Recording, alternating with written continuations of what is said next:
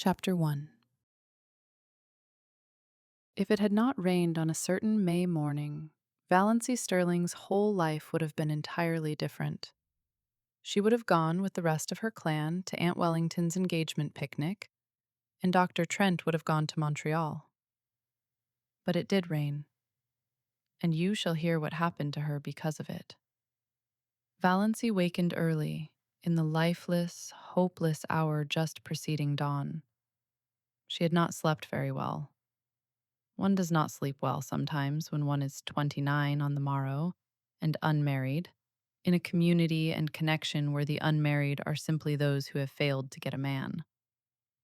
Deerwood and the Stirlings had long since relegated Valancy to hopeless old maidenhood. But Valancy herself had never quite relinquished a certain pitiful, shamed little hope that romance would come her way yet. Never, until this wet, horrible morning, when she wakened to the fact that she was 29 and unsought by any man.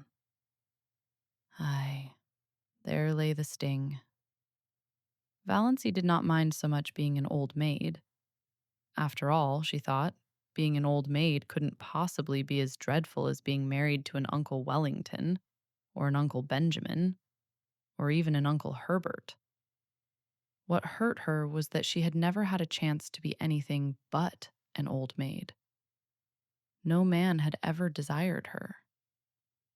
The tears came into her eyes as she lay there alone in the faintly graying darkness. She dared not let herself cry as hard as she wanted to, for two reasons. She was afraid that crying might bring on another attack of that pain around the heart. She had had a spell of it after she had got into bed, rather worse than any she had had yet. And she was afraid her mother would notice her red eyes at breakfast and keep at her with minute, persistent, mosquito-like questions regarding the cause thereof.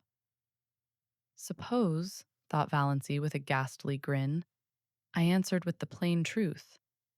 I am crying because I cannot get married.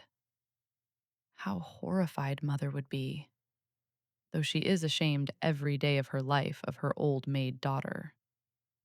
But of course, appearances should be kept up. It is not, Valancy could hear her mother's prim, dictatorial voice asserting, it is not maidenly to think about men. The thought of her mother's expression made Valancy laugh, for she had a sense of humor nobody in her clan suspected. For that matter, there were a good many things about Valancy that nobody suspected. But her laughter was very superficial, and presently she lay there, a huddled, futile little figure, listening to the rain pouring down outside, and watching, with a sick distaste, the chill, merciless light creeping into her ugly, sordid room. She knew the ugliness of that room by heart, knew it and hated it. The yellow painted floor, with one hideous hooked rug by the bed, with a grotesque hooked dog on it, always grinning at her when she awoke. The faded, dark red paper, the ceiling discolored by old leaks and crossed by cracks, the narrow, pinched little washstand, the brown paper lambrequin with purple roses on it, the spotted old looking glass with the crack across it, propped up on the inadequate dressing table, the jar of ancient potpourri made by her mother in her mythical honeymoon, the shell-covered box with one burst corner, which Cousin Stickles had made in her equally mythical girlhood, the beaded pincushion with half its bead fringe gone, the one stiff yellow chair, the faded old motto, gone but not forgotten, worked in colored yarns about great-grandmother Stirling's grim old face, the old photographs of ancient relatives long banished from the rooms below. There were only two pictures that were not of relatives. One, an old chromo of a puppy sitting on a rainy doorstep. That picture always made Valancy unhappy. That forlorn little dog crouched on the doorstep in the driving rain. Why didn't someone open the door and let him in? The other picture was a faded, passepartout engraving of Queen Louise coming down a stairway, which Aunt Wellington had lavishly given her on her 10th birthday. For 19 years, she had looked at it and hated it. Beautiful, smug, self satisfied Queen Louise. But she never dared destroy it or remove it. Mother and Cousin Stickles would have been aghast. Or, as Valancy irreverently expressed it in her thoughts, would have had a fit. Every room in the house was ugly, of course, but downstairs appearances were kept up somewhat. There was no money for rooms nobody ever saw. Valancy sometimes felt that she could have done something for her room herself, even without money, if she were permitted. But her mother had negatived every timid suggestion, and Valancy did not persist. Valancy never persisted. She was afraid to. Her mother could not brook opposition. Mrs. Stirling would sulk for days if offended, with the airs of an insulted duchess. The only thing Valancy liked about her room was that she could be alone there at night to cry if she wanted to. But after all, what did it matter if a room, which you used for nothing except sleeping and dressing in, were ugly? Valancy was never permitted to stay alone in her room for any other purpose. People who wanted to be alone, so Mrs. Frederick Stirling and Cousin Stickles believed, could only want to be alone for some sinister purpose. But her room in the Blue Castle was everything a room should be. Valancy, so cowed and subdued and overridden and snubbed in real life, was wont to let herself go rather splendidly in her daydreams. Nobody in the Stirling clan, or its ramifications, suspected this, least of all her mother and Cousin Stickles. They never knew that Valancy had two homes, the ugly red brick box of a home on Elm Street and the Blue Castle in Spain. Valancy had lived spiritually in the Blue Castle ever since she could remember. She had been a very tiny child when she found herself possessed of it. Always, when she shut her eyes, she could see it plainly, with its turrets and banners on the pine-clad mountain height, wrapped in its faint blue loveliness against the sunset skies of a fair and unknown land. Everything wonderful and beautiful was in that castle. Jewels that queens might have worn, robes of moonlight and fire, couches of roses and gold, long flights of shallow marble steps with great white urns and with slender, mist-clad maidens going up and down them. Courts, marble-pillared, where shimmering fountains fell and nightingales sang among the myrtles. Halls of mirrors that reflected only handsome knights and lovely women, herself the loveliest of all, for whose glance men died. All that supported her through the boredom of her days was the hope of going on a dream spree at night. Most, if not all, of the Stirlings would have died of horror if they had known half the things Valancy did in her Blue Castle. For one thing, she had quite a few lovers in it. Oh, only one at a time. One who wooed her with all the romantic ardor of the age of chivalry, and won her after long devotion and many deeds of daring do, and was wedded to her with pomp and circumstance in the great, banner-hung chapel of the Blue Castle. At 12, this lover was a fair lad with golden curls and heavenly blue eyes. At 15, he was tall and dark and pale, but still necessarily handsome. At 20, he was ascetic, dreamy, spiritual. At 25, he had a clean-cut jaw, slightly grim, and a face strong and rugged rather than handsome. Valancy never grew older than 25 in her Blue Castle, but recently, very recently, her hero had had reddish, tawny hair, a twisted smile, and a mysterious past. I don't say Valancy deliberately murdered these lovers as she outgrew them. One simply faded away as another came. Things are very convenient in this respect in Blue Castles. But on this morning of her day of fate, Valancy could not find the key of her Blue Castle. Reality pressed on her too hardly, barking at her heels like a maddening little dog. She was 29, lonely, undesired, ill-favored, the only homely girl in a handsome clan, with no past and no future. As far as she could look back, life was drab and colorless, with not one single crimson or purple spot anywhere.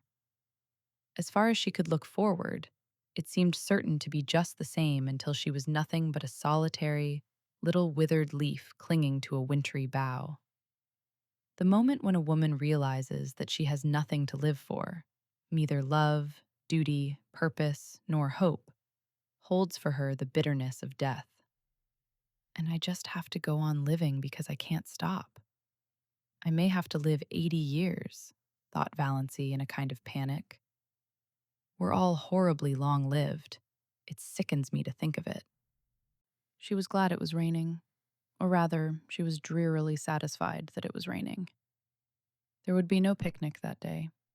This annual picnic, whereby Aunt and Uncle Wellington, one always thought of them in that succession, inevitably celebrated their engagement at a picnic 30 years before, had been, of late years, a veritable nightmare to Valancy.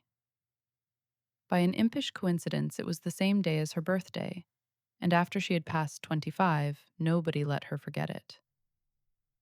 Much as she hated going to the picnic, it would never have occurred to her to rebel against it. There seemed to be nothing of the revolutionary in her nature, and she knew exactly what everyone would say to her at the picnic.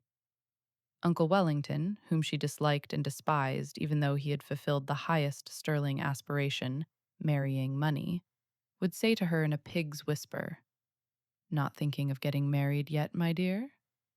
And then go off into the bellow of laughter with which he invariably concluded his dull remarks. Aunt Wellington, of whom Valancy stood in abject awe, would tell her about Olive's new chiffon dress and Cecil's last devoted letter. Valancy would have to look as pleased and interested as if the dress and letter had been hers, or else Aunt Wellington would be offended. And Valancy had long ago decided that she would rather offend God than Aunt Wellington, because God might forgive her, but Aunt Wellington never would. Aunt Alberta, enormously fat, with an amiable habit of always referring to her husband as he, as if he were the only male creature in the world, who could never forget that she had been a great beauty in her youth, would condole with Valancy on her sallow skin. "I don't know why all the girls of today are so sunburned. When I was a girl, my skin was roses and cream. I was counted the prettiest girl in Canada, my dear." Perhaps Uncle Herbert wouldn't say anything, or perhaps he would remark jocularly, "How fat you're getting, Doss." And then everybody would laugh over the excessively humorous idea of poor, scrawny little Doss getting fat. Handsome, solemn Uncle James, whom Valancy disliked but respected because he was reputed to be very clever and was therefore the clan oracle, brains being none too plentiful in the Stirling connection, would probably remark with the owl-like sarcasm that had won him his reputation, "I suppose you're busy with your hope chest these days." And Uncle Benjamin would ask some of his abominable conundrums between wheezy chuckles and answer them himself. "What is the difference between Doss and a mouse? The mouse wishes to harm the cheese, and Doss wishes to charm the hees." Valancy had heard him ask that riddle 50 times, and every time she wanted to throw something at him. But she never did. In the first place, the Stirlings simply did not throw things. In the second place, Uncle Benjamin was a wealthy and childless old widower, and Valancy had been brought up in the fear and admonition of his money. If she offended him, he would cut her out of his will, supposing she were in it. Valancy did not want to be cut out of Uncle Benjamin's will. She had been poor all her life and knew the galling bitterness of it. So she endured his riddles and even smiled tortured little smiles over them. Aunt Isabel, downright and disagreeable as an east wind, would criticize her in some way. Valancy could not predict just how, for Aunt Isabel never repeated a criticism. She found something new with which to jab you every time. Aunt Isabel prided herself on saying what she thought, but didn't like it so well when other people said what they thought to her. Valancy never said what she thought. Cousin Georgiana, named after her great-great-grandmother, who had been named after George IV, would recount dolorously the names of all relatives and friends who had died since the last picnic, and wonder, which of us will be the first to go next? Oppressively competent, Aunt Mildred would talk endlessly of her husband and her odious prodigies of babies to Valancy, because Valancy would be the only one she could find to put up with it. For the same reason, Cousin Gladys, really first Cousin Gladys once removed, according to the strict way in which the Stirlings tabulated relationship, a tall, thin lady who admitted she had a sensitive disposition, would describe minutely the tortures of her neuritis. And Olive, the wonder girl of the whole Stirling clan, who had everything Valancy had not, beauty, popularity, love, would show off her beauty and presume on her popularity, and flaunt her diamond insignia of love in Valancy's dazzled, envious eyes. There would be none of all this today, and there would be no packing up of teaspoons. The packing up was always left for Valancy and Cousin Stickles. And once, 6 years ago, a silver teaspoon from Aunt Wellington's wedding set had been lost. Valancy never heard the last of that silver teaspoon. Its ghost appeared Banquo-like at every subsequent family feast. Oh yes, Valancy knew exactly what the picnic would be like, and she blessed the rain that had saved her from it. There would be no picnic this year. If Aunt Wellington could not celebrate on the sacred day itself, she would have no celebration at all. Thank whatever gods there were for that. Since there would be no picnic, Valancy made up her mind that if the rain held up in the afternoon, she would go up to the library and get another of John Foster's books. Valancy was never allowed to read novels, but John Foster's books were not novels. They were nature books, so the librarian told Mrs. Frederick Stirling. All about the woods and birds and bugs and things like that, you know? So Valancy was allowed to read them, under protest, for it was only too evident that she enjoyed them too much. It was permissible, even laudable, to read to improve your mind and your religion, but a book that was enjoyable was dangerous. Valancy did not know whether her mind was being improved or not, but she felt vaguely that if she had come across John Foster's books years ago, life might have been a different thing for her. They seemed to her to yield glimpses of a world into which she might once have entered, though the door was forever barred to her now. It was only within the last year that John Foster's books had been in the Deerwood Library, though the librarian told Valancy that he had been a well-known writer for several years. "Where does he live?" Valancy had asked. "Nobody knows. From his books, he must be a Canadian, but no more information can be had. His publishers won't say a word. Quite likely John Foster is a nom de plume. His books are so popular we can't keep them in at all, though I really can't see what people find in them to rave over." "I think they're wonderful," said Valancy timidly. "Oh, well." Miss Clarkson smiled in a patronizing fashion that relegated Valancy's opinions to limbo. "I can't say I care much for bugs myself, but certainly Foster seems to know all there is to know about them." Valancy didn't know whether she cared much for bugs either. It was not John Foster's uncanny knowledge of wild creatures and insect life that enthralled her. She could hardly say what it was. Some tantalizing lure of a mystery never revealed. Some hint of a great secret just a little further on. Some faint, elusive echo of lovely, forgotten things. John Foster's magic was indefinable. Yes, she would get a new Foster book. It was a month since she had Thistle Harvest, so surely Mother could not object. Valancy had read it 4 times. She knew whole passages off by heart. And she almost thought she would go and see Dr. Trent, about that queer pain around the heart. It had come rather often lately, and the palpitations were becoming annoying, not to speak of an occasional dizzy moment and a queer shortness of breath. But could she go to see him without telling anyone? It was a most daring thought. None of the Stirlings ever consulted a doctor without holding a family council and getting Uncle James's approval.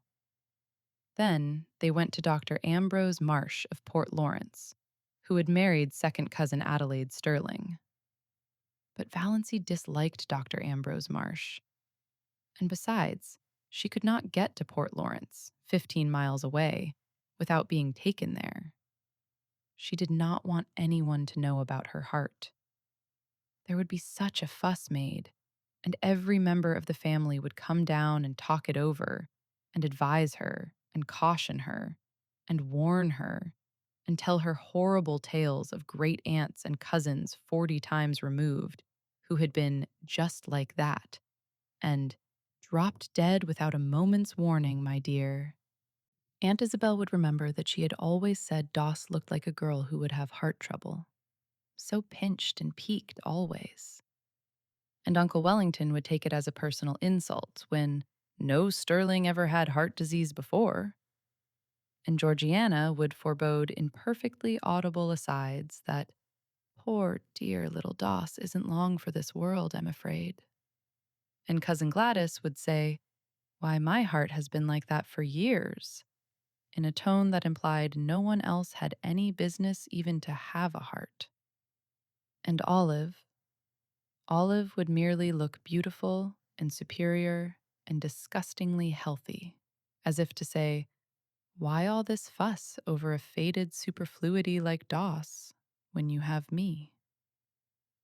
Valancy felt that she couldn't tell anybody unless she had to. She felt quite sure there was nothing at all seriously wrong with her heart, and no need of all the pother that would ensue if she mentioned it. She would just slip up quietly and see Dr. Trent that very day. As for his bill, she had the $200 that her father had put in the bank for her the day she was born. She was never allowed to use even the interest of this, but she would secretly take out enough to pay Dr. Trent. Dr. Trent was a gruff, outspoken, absent-minded old fellow, but he was a recognized authority on heart disease, even if he were only a general practitioner in out-of-the-world Deerwood. Dr. Trent was over 70, and there had been rumors that he meant to retire soon. None of the Stirling clan had ever gone to him since he had told Cousin Gladys, 10 years before, that her neuritis was all imaginary and that she enjoyed it. You couldn't patronize a doctor who insulted your first cousin once removed like that. Not to mention that he was a Presbyterian when all the Stirlings went to the Anglican church. But Valancy, between the devil of disloyalty to clan and the deep sea of fuss and clatter and advice, thought she would take a chance with the devil. Chapter 2. When Cousin Stickles knocked at her door, Valancy knew it was 7:30 and she must get up. As long as she could remember, Cousin Stickles had knocked at her door at 7:30. Cousin Stickles and Mrs. Frederick Stirling had been up since 7, but Valancy was allowed to lie abed half an hour longer because of a family tradition that she was delicate. Valancy got up, though she hated getting up more this morning than ever she had before. What was there to get up for? Another dreary day like all the days that had preceded it, full of meaningless little tasks, joyless and unimportant, that benefited nobody. But if she did not get up at once, she would not be ready for breakfast at 8 o'clock. Hard and fast times for meals were the rule in Mrs. Stirling's household. Breakfast at 8, dinner at 1, supper at 6, year in and year out. No excuses for being late were ever tolerated. So up Valancy got, shivering. The room was bitterly cold with the raw, penetrating chill of a wet May morning. The house would be cold all day. It was one of Mrs. Frederick's rules that no fires were necessary after the 24th of May. Meals were cooked on the little oil stove in the back porch, and though May might be icy and October frostbitten, no fires were lighted until the 21st of October by the calendar.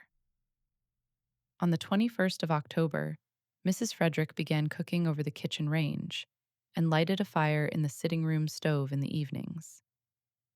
It was whispered about in the connection that the late Frederick Stirling had caught the cold which resulted in his death during Valancy's first year of life, because Mrs. Frederick would not have a fire on the 20th of October. She lighted it the next day, but that was a day too late for Frederick Stirling. Valancy took off and hung up in the closet her nightdress of coarse, unbleached cotton, with high neck and long, tight sleeves. She put on undergarments of a similar nature, a dress of brown gingham, thick black stockings, and rubber-heeled boots. Of late years, she had fallen into the habit of doing her hair with the shade of the window by the looking-glass pulled down. The lines on her face did not show so plainly then. But this morning she jerked the shade to the very top and looked at herself in the leprous mirror with a passionate determination to see herself as the world saw her.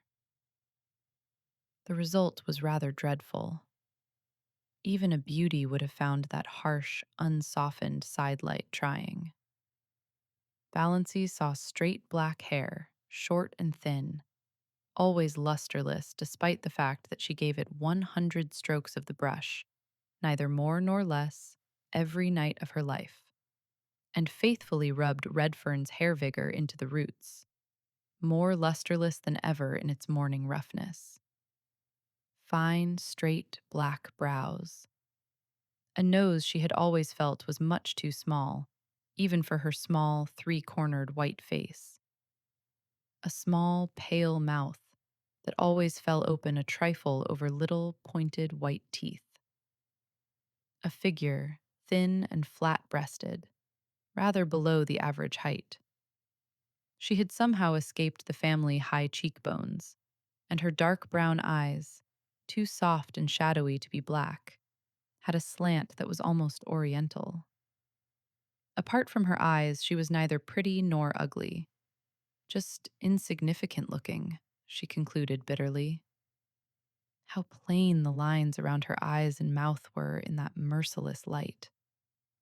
And never had her narrow, white face looked so narrow and so white. She did her hair in a pompadour. Pompadours had long gone out of fashion, but they had been in when Valancy first put her hair up, and Aunt Wellington had decided that she must always wear her hair so. It is the only way that becomes you.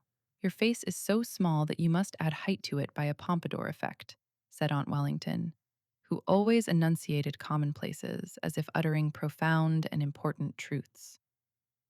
Valancy had hankered to do her hair pulled low on her forehead, with puffs above the ears, as Olive was wearing hers. But Aunt Wellington's dictum had such an effect on her that she never dared change her style of hairdressing again. But then, there were so many things Valancy never dared do. All her life she had been afraid of something, she thought bitterly. From the very dawn of recollection, when she had been so horribly afraid of the big black bear that lived, so Costin Stickles told her, in the closet under the stairs. And I always will be, I know it, I can't help it. I don't know what it would be like not to be afraid of something.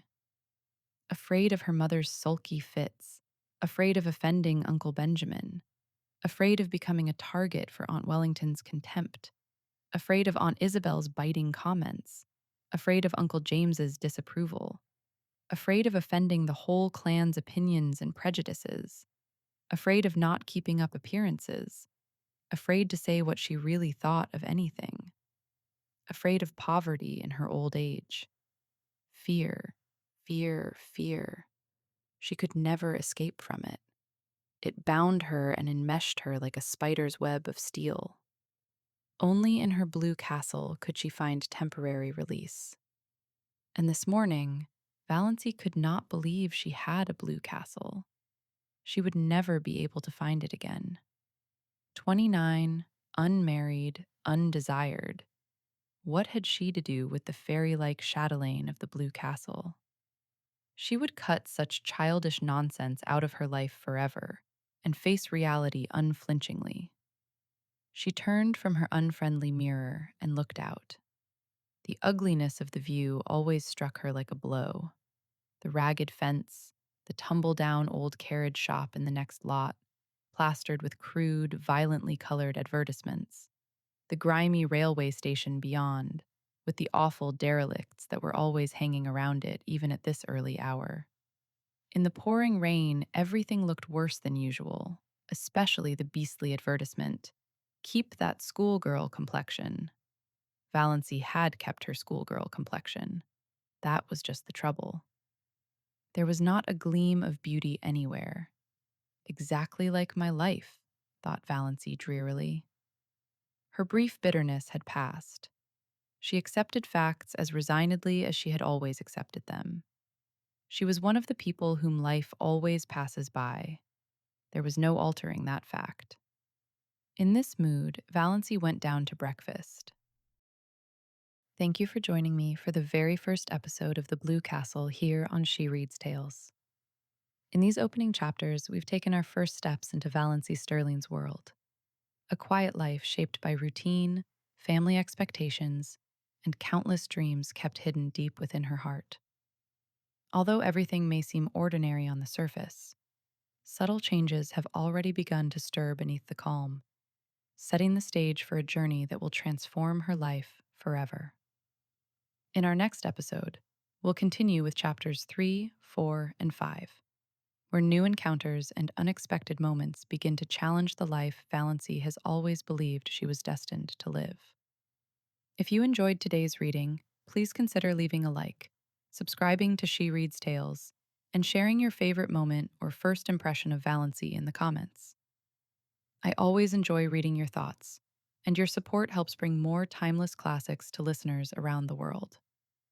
Until next time, take care, and I'll see you in episode 2.